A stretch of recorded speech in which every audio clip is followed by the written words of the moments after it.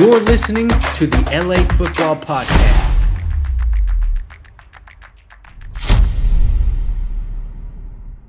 Los Angeles, what is going on? Welcome to the LA Football Show right here on the LA Football Network, LAFBnetwork.com, your destination for Los Angeles football. I'm your co-host, Ryan Dyer, joined as always by the madman, Jamal Madney. This is your RamsHouse edition. We're going to be recapping a little bit of this Rams-Seahawks game, talking about the big news on the waiver wire, big Baker Mayfield joining the Rams squad, and we'll look a little bit ahead to the matchup with the Raiders just because it is a short week with them playing on Thursday night. We'll jam it all into this episode. Jamal, my man, we talked about on the last show, we're back from Vegas. We were enjoying ourselves covering USC, covering the Chargers, who are both out there. We survived. We're home. How you doing, my friend? Doing well, Ryan. Excited to get into this. I don't know if there's a more exciting 3-9 team in the NFL than the Rams, and in honor of their new addition, which we're going to, I'm sure, get into a lot about. I am excited to do this with you because I'm feeling a little dangerous, Ryan. I'm feeling dangerous, in the words of Baker, the touchdown maker, Mayfield. Well, you're going to have to plant your flag if he's your quarterback of the future or whatnot. But yes, I mean, the thing I will say, Jamal, always about this Rams team is even with a 3-9 season, they are never boring to cover. There's always something to talk about somehow, some way. And we get it yet again. Before we get into it, show is always brought to you by our friends at BetOnline. Go to betonline.ag, not .com, .ag. Use the promo code BELIEVE. That's BLEAV. It's going to give you a 50% welcome bonus on your first deposit. I'm sure they probably have a bet on there, Jamal, of odds on the favorite for the starting quarterback position for the Rams. Obviously, Stafford is the guy, but who knows if he decides to hang him up after this neck contusion and some concussion scares and after winning it all. And, you know, he's kind of checked all those boxes in terms of accolades, if you will. And now with the health and obviously the family, who knows if he hangs it up, and who knows if the Rams go to the draft somehow, or now this Baker Mayfield turns into things. Anyway, you can do that all at BetOnline, betonline.ag, promo code BELIEVE. It gives you a 50% welcome bonus. Tell them the guys from the LA Football Show sent you. So, Jamal, before we get into the Baker news, we won't talk a ton about it because we talked before about it. This was more of an evaluation game. I actually thought the Rams were going to pull the upset. They almost did.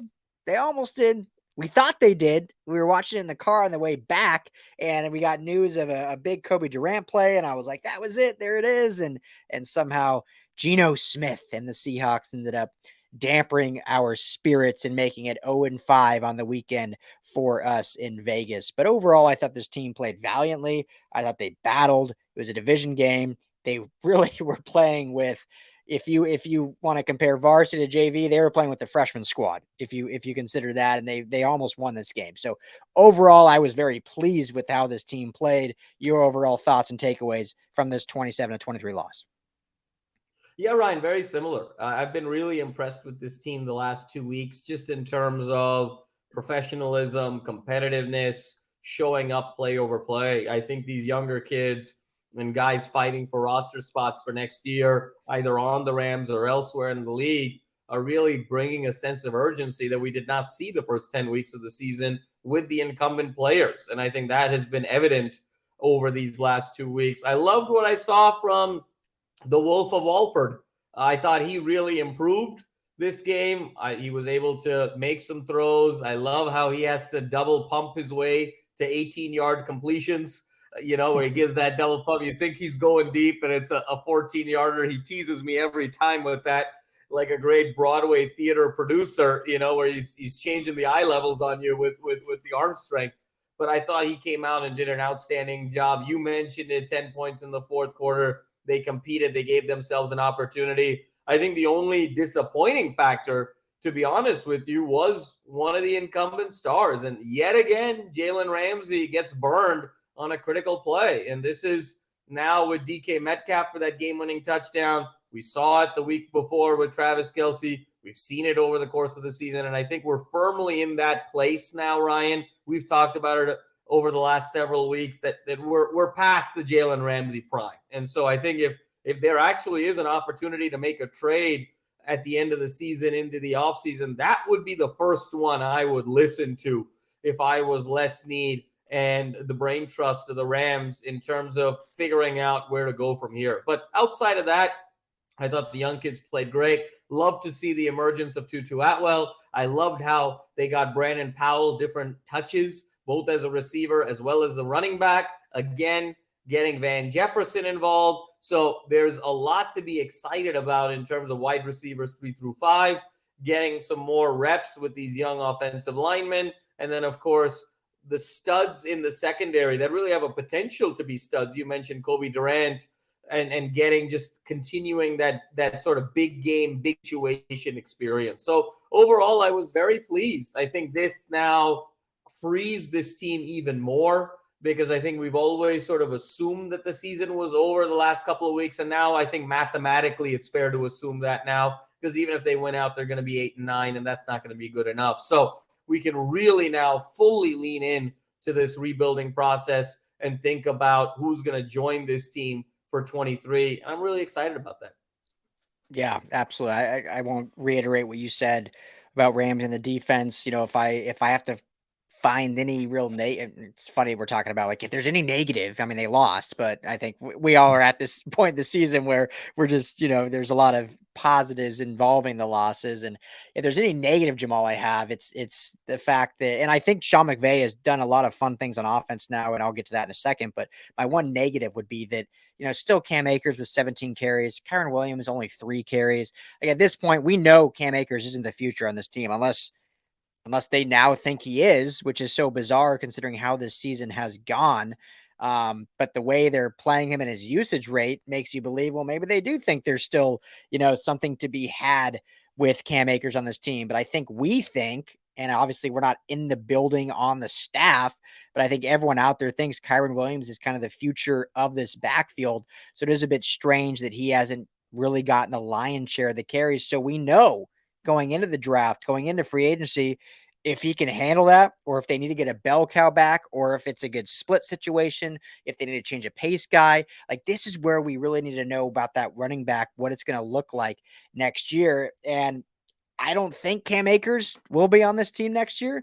But again, when you're giving him 17 carries, when you're a 3-8 football team, maybe they believe, and he got the 2 touchdowns, obviously, but maybe they believe he can be, or again, most coaches will tell you the prime evaluation is for the GM. Coaches are out there to win football games. So unless it's at the point where Sean McVay just thinks at this point, right now, whatever we're in 13-14, Cam Akers still gives them a better shot to win than Kyren Williams, then, that's fair. I know coaches still want to win games. They're not looking at the future necessarily in terms they're looking at those 60 minutes on Sundays. So, but that would be kind of my one gripe in that if I have to pull a negative from it.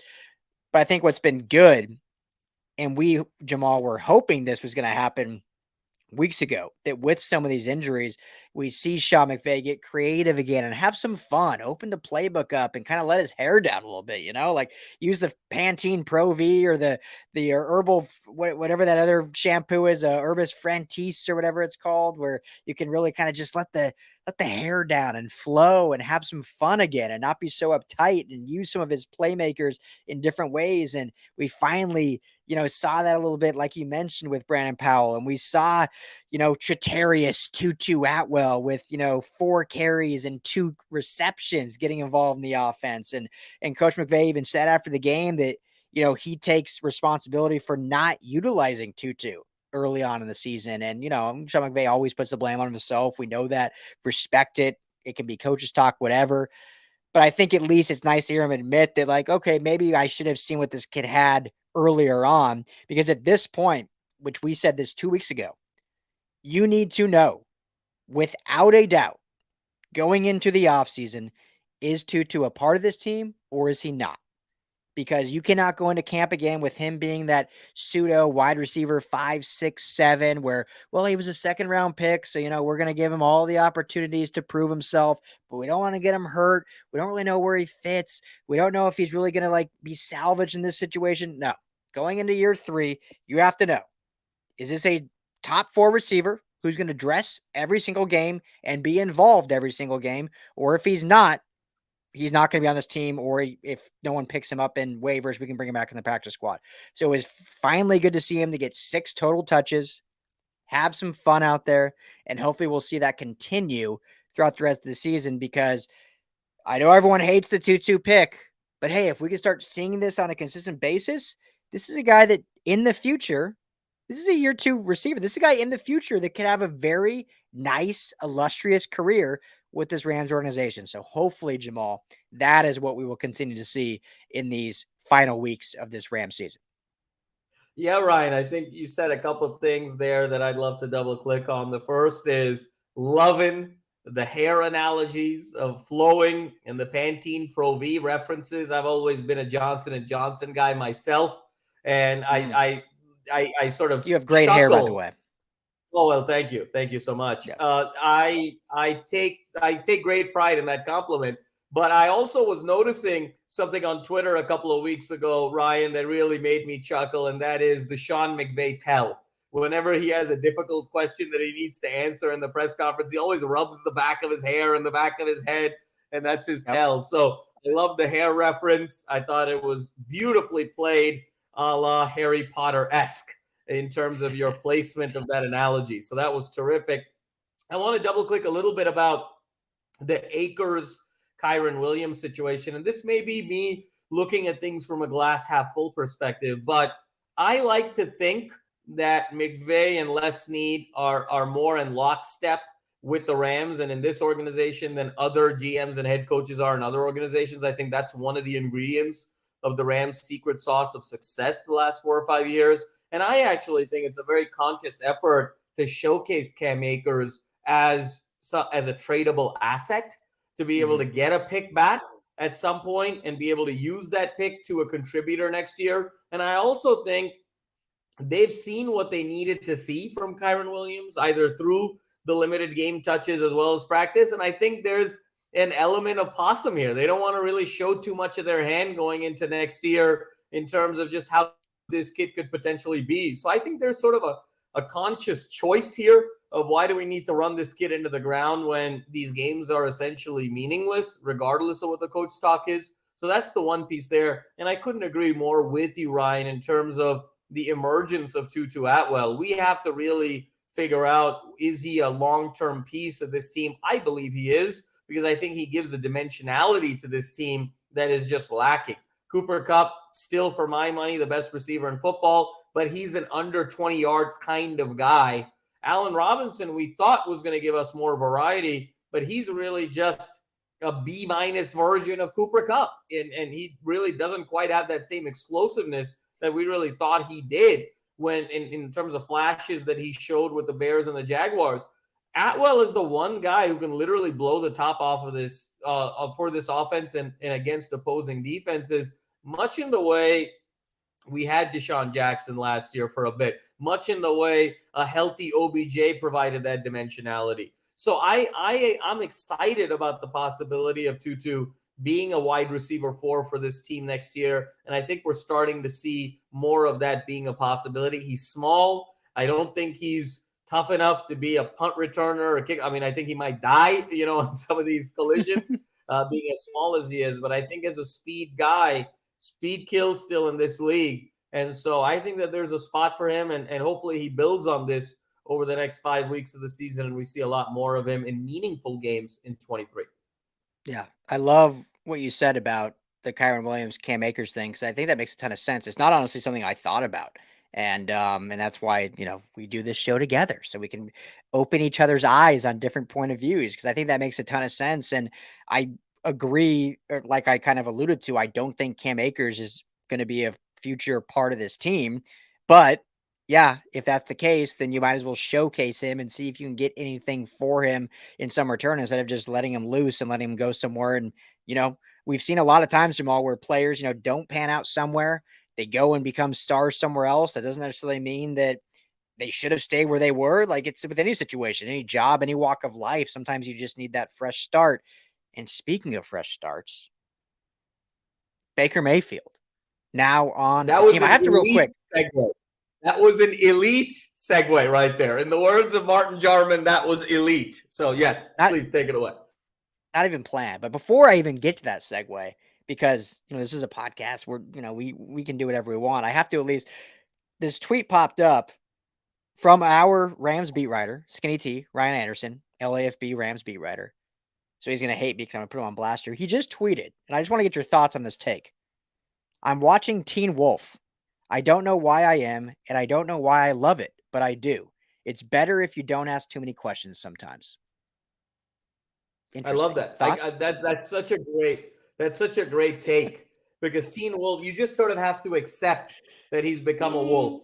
You just have to accept that other people, other classmates of his just sort of enjoy that. You just sort of have to accept a baseline. And then once you do, you realize this guy is the BMOC and he's too cool for school, and it becomes wildly entertaining. So leave it to Skinny T, Ryan Anderson, for breaking it down in a terrific way. Sometimes you just got to let it go and you just not have to ask too many questions, And I think that's kind of also, it's fitting because I think that's kind of where we are with the Rams right now. Let's just not ask too many questions and let's sort of enjoy this developmental ride a little bit.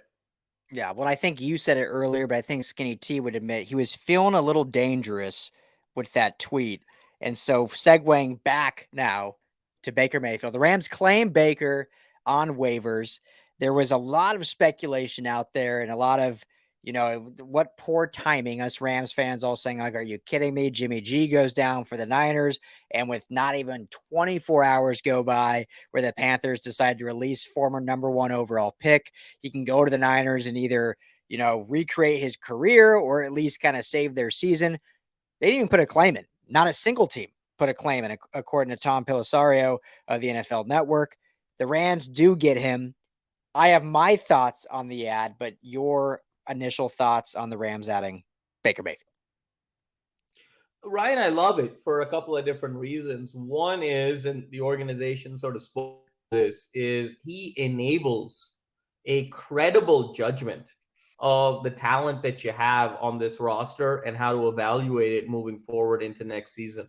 No disrespect to John Wolford or Bryce Perkins, but they're not quite NFL quality backups on a game in and game out basis. And you have to put so much cosmetic surgery around the game plan in terms of limiting factors that you don't really have a credible assessment sometimes of what you have vis-a-vis Powell and TuTu and Van Jefferson, and on we go. So now you have a guy who clearly has been able to play at a very high level in this league, has a very high ceiling, probably has bottomed out at this point, but there's a win-win scenario here for you because A, you can make now credible evaluations for 23. He gets now a 5-game internship, a 5-game audition to prove that he still has some juice in this league and an opportunity to revitalize his career. It's funny you mentioned Jimmy G. Jimmy G made $125 million off of 4 starts. I mean, when he went 3-1 with the Patriots and has built a career off of those 4 starts during Brady's suspension with Deflategate. So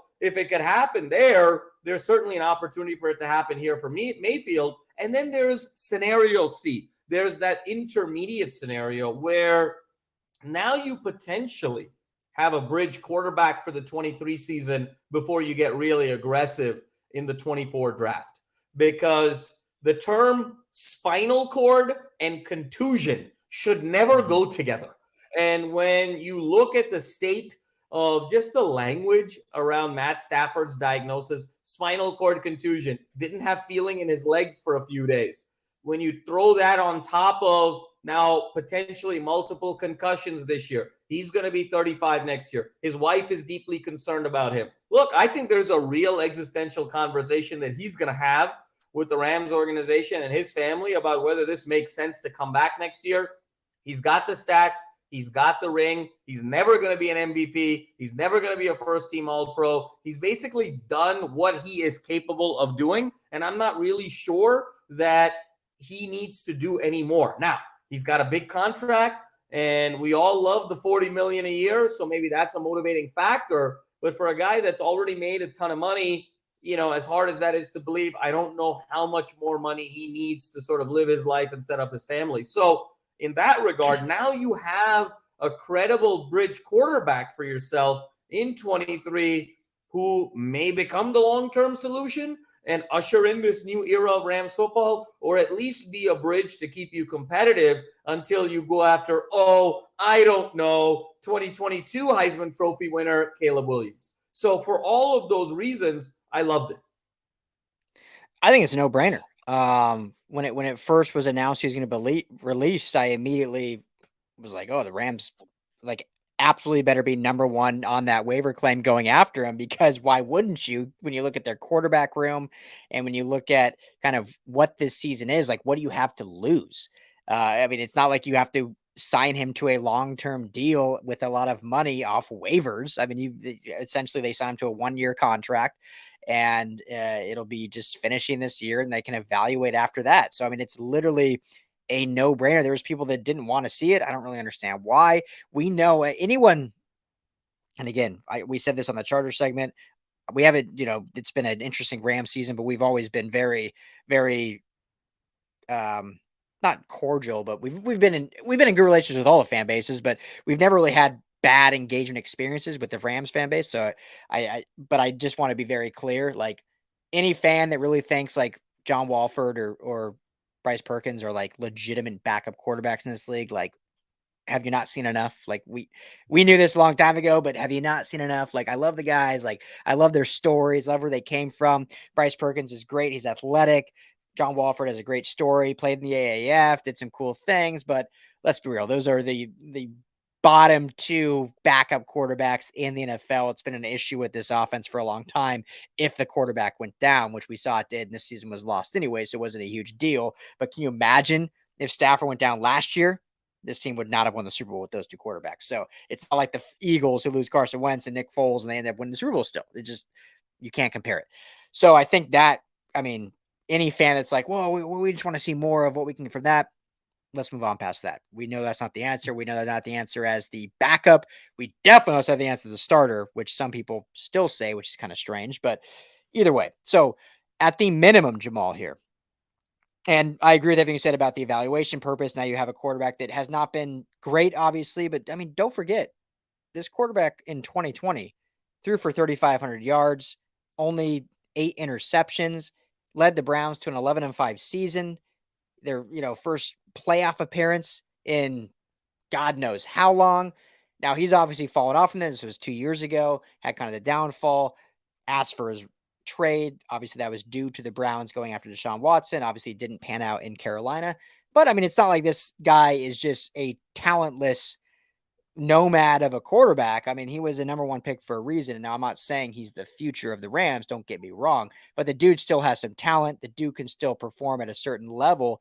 And so to your point, the minimum is we're going to see him at least give the Rams the extra juice they need to evaluate their other positions, which I don't think they would have. Let's be honest. Everyone, if you watch the Seattle game, Wolford threw for 176 and two interceptions. That's not going to help you evaluate your receiving position enough. So hopefully Baker can do that on the minimum. Now on the second level, Jamal, he becomes now arguably the best backup in football next year if Matthew Stafford decides to come back, if he's healthy, if he's good to go. Now God forbid, if anything happens, you at least have a backup capable of winning football games that can throw the ball that needs to. Again, got to see it in the system, but I think Sean McVay's proven with Jared Goff and what he did with Matthew Stafford that they elevate the quarterback position a little higher. So that's number 2. Number 3, and you basically just said it, so I don't need to break it down too much, but number 3 is now you have your bridge starter next year to go into that 2023 draft and really, with him as a bridge quarterback, this may be a potential, decent team, competitive team, but you're at least not an embarrassment. You're not just throwing games. You're still competitive. You're exciting on some level. You're still a storyline. And then if you have to, because we know Leslie won't be shy about it, you can trade up to go get Caleb Williams, which I and you both, I think it needs to actually become a reality in 2 years for this Rams team to fully be the Los Angeles sport team in this city, not just in terms of winning, because that's what Caleb Williams would do, but just in terms of in the hearts of the fan base, that will be the lock for this Rams team. So, but all of those reasons, I think this is a slam dunk move. And again, it's not a trade. It's not, you're not giving up assets. It's a waiver wire pickup. So excited to see where it goes, Jamal. No, Ryan, I think you said it best. And he was the number 1 pick in the NFL draft. He won the Heisman Trophy. And you alluded to his 2022 season, took the Browns to the playoffs for the first time in 25-ish years, and took Mr. Mahomes to the limit in that AFC divisional game. Should have won. I mean, that was a battle. That was a battle. And, he was right there at the end. And that was just 2 years ago. So we're certainly not saying that he's the savior of the Rams and the quarterback of the future, but this is an individual that has played at the highest levels in this league and is very capable of doing so again for this Rams team. And the other thing is the price is $1.35 million for the rest of this year for a starting quarterback. $1.35 million in starting quarterback language is the equivalent of paying for a grande chai latte at Starbucks. I mean, it's the equivalent of $4 to normal people when you talk about $1.35 million for a legitimate starting quarterback. And I think the last element of this, Ryan, and this is a little bit non-conventional, he's more LA than Stafford ever is and has been. He's got a great point. Swag. He's a good-looking guy. He knows how to dance. He knows how to mix it up in the media. This guy's got those Hollywood tendencies. He's built for LA. And those are sort of the ingredients. Stafford was always sort of this stiff guy from the South and from Detroit and good dude and, all of that stuff. But Stafford's not really LA in terms of a personality. Baker Mayfield is LA. And so he is going to entertain this crowd both on the field, in the press conference, off the field. And so I'm really excited to see all of the dimensions of Baker Mayfield coming out here these next 5 weeks. Well, and he's getting a huge upgrade from I can't even remember the name of it, but the Cleveland Browns Stadium to now his new home in SoFi, where he's going to, reside and throw house parties at and have to clean up after games and all those progressive commercials that he does. I mean, he's moving into the palace out here in Los Angeles. So he's got to be ecstatic as well. But yeah, it's going to be fun, Jamal. I think it's a nice Band-Aid on what this season has been for the Rams and a good way for them to end and have some fun. And I think honestly fans will be excited to see it because it's like, come on, let's be real. No disrespect, but do we want to pay for a ticket to go to SoFi to watch John Wolford, or why not watch a former number 1 overall pick in Baker Mayfield that at least is going to be a little flashy and maybe do something in the end zone that is unconventional that the media is going to talk about. So let's have some fun with that. So I'm excited for it. And with that, let's end with this because, again, it's a short week, and I doubt Baker plays. Obviously, the recording of this show is on a Tuesday. I'm sure anyone listening to this on Wednesday or even Thursday morning. And so I highly doubt Baker Mayfield suits up as the starter for the Rams on Thursday against the Raiders. So probably will be either John Wolford or Bryce Perkins. And this is a Raiders team that just beat our Chargers. We just did our segment on them earlier. They're a Raider team that all of a sudden has some life in this playoff picture. At 2 wins just a couple weeks ago, looked like they were going to be firing their coach, doing all this. And now all of a sudden everyone's talking about these scenarios where, hey, if they just do some damage, they can really make a run at this thing. And they're a team that, has talent at different positions and this and that. And obviously Devontae Adams and Max Crosby. And they're going to be getting, their great tight end, Darren Waller, back at some point this season off the IR, not this week against the Rams, but soon. So what do you expect? I mean, we talked about a lot last week against the Chargers, but what do you expect in this week against the Rams, Jamal? So, Ryan, I'm going to take a little bit of a Mad Hatter's approach here and kind of go a little counterculture with this one.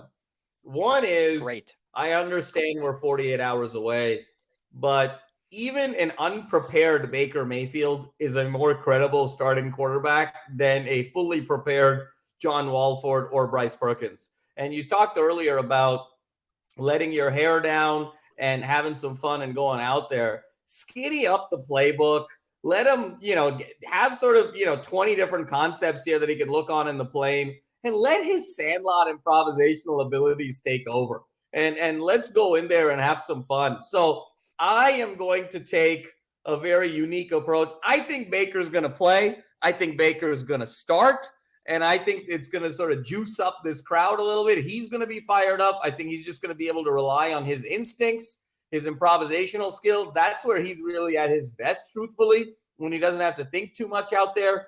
And I hear what you're saying about the Raiders, and I get it, but it would be the most Raiders thing to beat the Chargers in this heavily contested divisional game, only for 4 days later to lay an egg against a team that literally got their starting quarterback off the street 2 days earlier. So I have picked against the Rams, Ryan, the last several weeks, in our picks. And rightfully so. I was very confident in those picks, and they came out to fruition because I love to keep it real.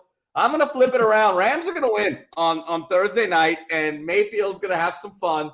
And this is going to be a 24-17 Rams victory because it just would be the most Raiders thing in the world to lose this game, and I think it's going to happen. I completely agree with you. That's what's so great about this. And I thought you were going to lambast me for this take because here's where we're different. I don't think Baker will start, but I think he will come in because if it's Wolford or Perkins, but I think Wolford's trending in the right way. So I think Wolford will probably start again. But I think after a quarter, he'll say, screw it. Let's put Baker in and see what he can do. And let's have some fun. What are we doing here? We're 3-9. Let's have some fun here. Let's get the crowd juiced up. Like you said, tailgate takeovers happening at this game for LAFB. And so I totally agree. I think Baker will play this game. I think he'll do some fireworks. We see Jamal every year in this league. Emotional wins. We saw it 2 weeks ago with the Colts. Jeff Saturday gets hired. Everyone's lambasting him for him getting hired. And oh, what a embarrassment. What a disrespect. And, that's a different conversation. But his first game, they go out and win. And they win because it's an emotional high and, something different, something new. And this has the exact same feel. Baker, why not? Go out and beat the Raiders. And I agree with you. It'd be the most Raider thing after a huge divisional win, after everyone's finally talking about hey, there's a path here for the Raiders. Beginning preseason, they were a playoff favorite. They had all this talent. Josh McDaniels come in, bringing that Tom Brady, that New England pedigree, that Bill Belichick winning emotion back to the Raiders organization. Derek Carr is going to have his best season with this quote unquote offensive guru and McDaniels, and they have all this and that. And obviously their season has not gone as planned. They kind of got the rails back on track. And then they have this game at SoFi. Probably be a lot of Raider fans. I'm sure it's in LA, but I think Baker, the Rams, shock the world. I agree with you. It's going to be a fun night on Thursday. Thursday night football, Jamal. Anything can happen. Thursday night football is the craziest night in all of NFL football. Everyone says any given Sunday. It's really any given Thursday because that's the game where no one can predict. And I think this is definitely that case. And I totally agree with you. If I want to pick a score here, I don't want to get crazy, but I kind of feel like the Rams have one of their highest scoring outputs for some odd reason this week. Just because, again, they start off conservative. They go with their normal Wolford this, and then McVay says, let me just put the Mad Hatter on and throw the playbook out. Let's just have some fun. I'm going to go 31-17 Rams, and that is a wild prediction. But let's have some fun here, Rams fans. Let's have some fun. Let's get to 4-9, right? Let's do it. I completely agree, Ryan. I think it's going to be really exciting, and this is probably going to be the most exciting game of the Rams season since the Super Bowl. And since opening night, because let's be honest, even in their 12 games, they've laid 9 eggs in the losses, and even the 3 wins are about as uninspiring as you can have 3 wins. This team is staring down the barrel of needing to go 3-2 in the last 5 games to avoid being the absolute worst defending champion in the history of the NFL. So we really haven't had anything to cheer about this year. I think Baker's going to provide that jolt of energy. And like I mentioned, he's LA. It's going to be against the Raiders. I'm super fired up. I'm more excited about this game than I've been about a Rams game since opening night, to be honest with you. And so as crazy as that is to say, I was going to kid with you a little bit, Ryan, when you said one of their highest scoring outputs of the year. So what, they're going to score 9 points, on Thursday, but I kid, but I love the pick. And like you said, look, Thursday night football in the NFL is like Pac-12 after dark in college. The craziest things happen on Thursday night, and I see it happening. I see the Rams breaking the 6-game losing streak in an emphatic, dramatic Hollywood way. Let's see it happen. And then I guarantee the next week Baker has 3 picks and they lose by 30 or something. So that's probably what it'll go down. That's no doubt about it. And he's going to sort of yak on the field a la Jamie Foxx in any given Sunday. So we've got that set up. But for one night, we can really celebrate for sure. This is Steam and Willie Beeman's true coming out party a la Baker Mayfield. So this will be great. So cannot wait. Thursday Night Football, SoFi. It's going to be a lot of fun. This was a lot of fun breaking it down. Thank you all for listening. We'd love to hear your thoughts. Let us know how you're feeling about this Baker Mayfield signing. Do you just love it for the end of the season for evaluation? Do you think he has a shot as an actual bridge quarterback? Do you think he has a shot to challenge Stafford, even if Stafford comes back next year and really push him to the limits? Let us know your thoughts. Text RamsHouse to 31032. That's RamsHouse to 31032. Let us know, or you can hit us up on Twitter at Ryan Dyrud, LAFB, at LAFB Jams. Comment on the YouTube video below. Comment wherever you listen to podcasts. But we certainly appreciate all of you, Ramley. Thank you so much for listening to the LA Football Show. I'm Ryan Dyrud for Jamal Madney. Everyone take care. Enjoy Thursday night's special. 31-17 Rams. Baker with 2+ touchdowns. Let's see it.